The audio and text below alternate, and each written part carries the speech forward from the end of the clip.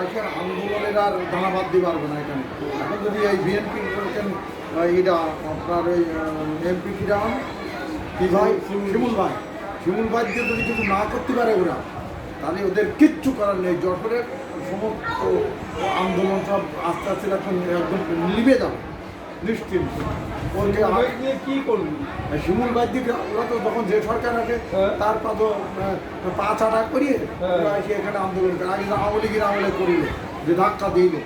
এখন তো আপনি তো বিএনপির লোক আর আমি জামাতের লোক, সুতরাং ওখানে আর মাথা পাড়িয়ে ভেঙে দেবো এবার ডেরম। আমার এখানে 6টা সিট 5টা জামাত পেয়েছি। আমি একজন আমার এমপির অত্যন্ত নিজস্ব লোক আমি, ওখানে কোনো কিছু আর দাঁত বসাতে পারবে না নিশ্চিন্ত।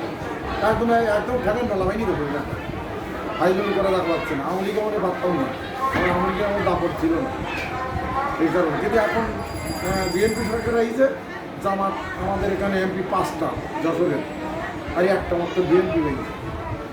ওখানে আর দাপট দেখাতে হবে, তাতে করে দুশ্চিন্তার কোনো কারণ নেই।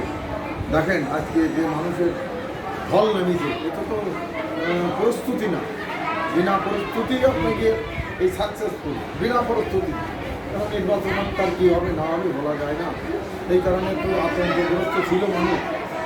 হঠাৎ করি আপনারা যে তবে কালেকশনটা এবার একটু দুর্বল হয়ে গেছে অন্যান্য জায়গায়। খাবার ব্যবস্থাও পর্যাপ্ত করি তারা তো করেছেন, তা না করতে পারে, কিন্তু কালেকশনটা একটু দুর্বল হয়ে গেছে। আমাদের এখানে আমার অসুবিধে হয়নি, আমার দেওয়ায় তা হয়ে গেছে, আমি পারছি, আমি চাচ্ছি, কিন্তু অন্যান্য জায়গায় একটু দুর্বল হয়ে গেছে। হঠাৎ করে একটু প্রোগ্রামগুলো গেছে, তাড়াহুড়ো করে মানুষ একটু অসুবিধা হবে না হয়নি। এখানকার স্থানীয় কোনো সমস্যা নেই তো কোনো ব্যাপারে। দাদা তুমি মনে করবেন না, ঠাকুরের কাছে প্রশ্ন করছি, ঠাকুর হিমায়তপুর তো তোমার জন্মস্থান, এখানকার সম্পত্তির মালিক সব তুমি, এর সত্ত্বাধিকারী তুমি, সব কিছু তুমি, এখানকার পরিচালনা করতেছো তুমি। তা এই যে কমিটি গঠন হচ্ছে, এও তোমার ইঙ্গিতই হচ্ছে, নির্বাহী পরিষদ তোমার ইঙ্গিতই হচ্ছে, তোমার বাইরে কিছুই হচ্ছে না। আমরা 27শে জানুয়ারি প্রত্যাবর্তন দিবস পালন করি, আর ওরা তিরোধান দিবস পালন করে দেওঘরে, আর আমরা পালন করি প্রত্যাবর্তন দিবস। যে ঠাকুর পুজোটা এখানে আবার আসলেন, আর আপনি করিয়ে আইসি এখানকার গার্ড দেখিল তোমাকে, তার প্রত্যক্ষ এই প্রমাণ আমার কাছে আছে। গার্ড আমাদের মাসুদেবদা বলিল যে আমি গার্ডের কাছে জিজ্ঞেস করলাম, যে গার্ডে বললো যে এই ঠাকুরকে আমি এখানে দেখেছি ঘুরতে। যাই হোক, তা কমিটির তো সবাই এক একজনের এক এক রাখিছে, এই বলাই দ্বারে আর ওই চিত্তদ্বারে কী করতে রাখিছে অনেক। আমি আমার আমার সাধনার দ্বারা যতটুকু ততটুকু ওরা বিজিবি সীমান্ত অতন্ত্র প্রহরী, আর একটি বাংলা ছোট্ট বাংলাটা দিলাম ঠাকুরের উত্তর।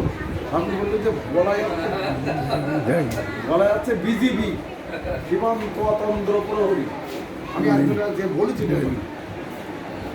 একটা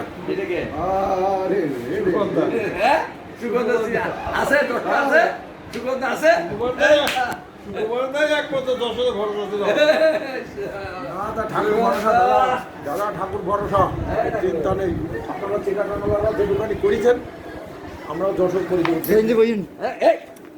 আমি আমার গানে বসেন, একটু বইন, আমি খুব ফটো তুলি, আরে বসেন, ফটো তুলি প্লিজ, বলবেন আরও নিজের আপনাকে ওই উপাধি দিয়েছে না, বসেন বসি ঠাকুর আপনাকে ওই উপাধি দিয়েছে। আমি